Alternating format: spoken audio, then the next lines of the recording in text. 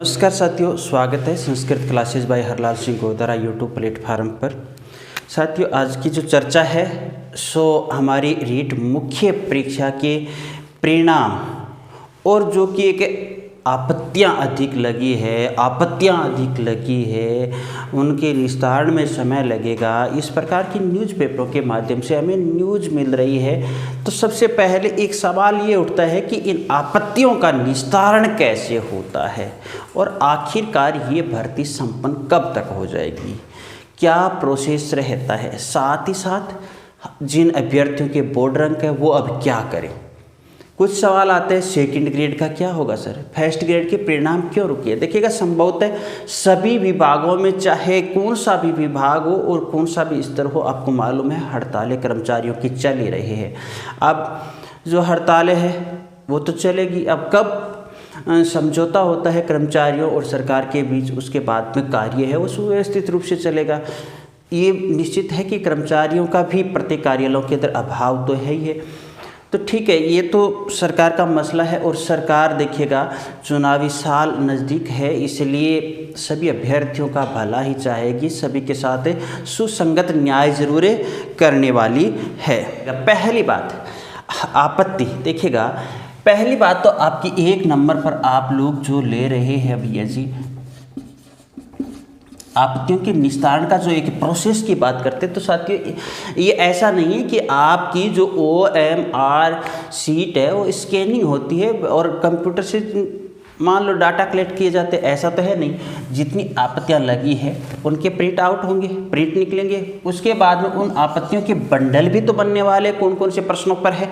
उसके बाद देखिएगा बंडल बनने के बाद क्या होने वाला है, अब यहाँ से तो सामान्यतः LDC बाबू कर लेंगे, एक एक्सपर्ट विशेषज्ञों की कमेटी बैठेगी, उसके पास जाएंगे। तो यहाँ पर एक तो वो प्रश्न जिन पर विचार किया जाना अनिवार्य, मतलब विचार करने योग्य है, उनके अलग बंडल सेट हो जाएंगे और कुछ गलतियों से कमियों से अभ्यर्थी कुछ भूल वगैरह छोड़ देते हैं, उनके कारण आपत्ति है सो रिजेक्ट भी हो जाएगी, तो रिजेक्ट वाला बाहर।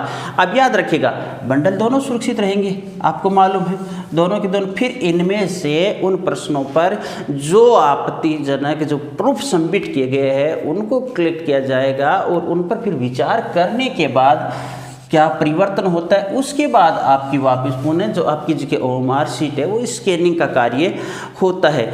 तो स्वाभाविक है इतना कार्य है तो इस कार्य में समय लगेगा, इसीलिए आपके जो परिणाम की बात आ रही है वो बात आ रही है कि भाई जून, और ये बात संभवतः हमने पहले ही प्रकट की थी, बहुत समय पहले वीडियोस पड़े हैं, अब देख लेना। अब देखिएगा जून की बात आती है, जून के अंदर परिणाम आता है तो 98,000 अभ्यर्थी जिनके डॉक्यूमेंट वेरिफिकेशन में भी समय लगेगा, और इस बार डॉक्यूमेंट वेरिफिकेशन है वो भी सख्तीकरण के साथ हो रहे हैं, ये भी आपको मालूम है, जिसके अंदर दिव्यांगता वगैरह प्रमाण पत्र उनको भी विशेषता। तो यहाँ पर 2 माह का समय बताया जा रहा है, तो यानी जून मतलब जुलाई आपकी डॉक्यूमेंट वेरिफिकेशन अगर निरंतर कार्य चलता है, तीव्र गति से कार्य चलता है, तो जुलाई और संभवतः देखिएगा अगस्त का कार्य हो जाता है। इसके बाद जैसे देखिएगा आपकी ये सिचुएशन होगी, 2 इंटू के आपके डॉक्यूमेंट वेरिफिकेशन हो गए, उसके बाद आपके देखिएगा जिलों से संबंधित अलॉटिंग का कार्य हो जाता है, जिले अलॉट का कार्य होता है, तो वहाँ पर भी आपको लगभग 7-8 दिन दिए जाते हैं, फिर आपके इतनी संख्या में जिलों अलॉट हो गए। उसके बाद देखिएगा आपकी प्रत्येक जिले वाइज आपकी काउंसलिंग कैंप के माध्यम से संपन्न होगी, फिर विद्यालय आपको दिए जाएंगे। तो लमसम आपको ध्यान में रखना है, हमारी देखिएगा सितंबर के अंदर आपकी आचार संहिता लग रही है। तो देखिएगा साथियों सवाल यही उठता है कि क्या इस कार्यकाल के दौरान हमें नियुक्तियां मिल जाएगी। तो जी हाँ साथियों, सरकार चाहेगी। कल भी उपेंद्र यादव जी ने भी कहा नियुक्ति के चांसेस तो बनते हैं किंतु बनते कम है,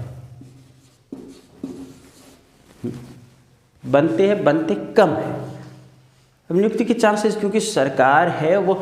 और वैसे देखिएगा रियल के अंदर ही सरकार है वो हकीकत में प्रशंसा करने योग्य सराहनीय कार्य भी कर रही है, चाहे और राजनीतिक ढर्रे तो अलग अलग होते हैं, उस पर अपनी अपनी बातें होती हैं, अपना अपना विचार होता है।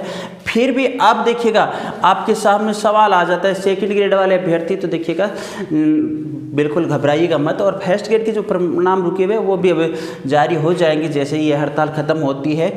तो देखिएगा स्वाभाविक है भर्तियाँ आएगी और आपकी एग्ज़ाम है जो 2024-25 देखिएगा संभवतः यहाँ पर जाकर के आपकी एग्ज़ाम परीक्षाएं होगी।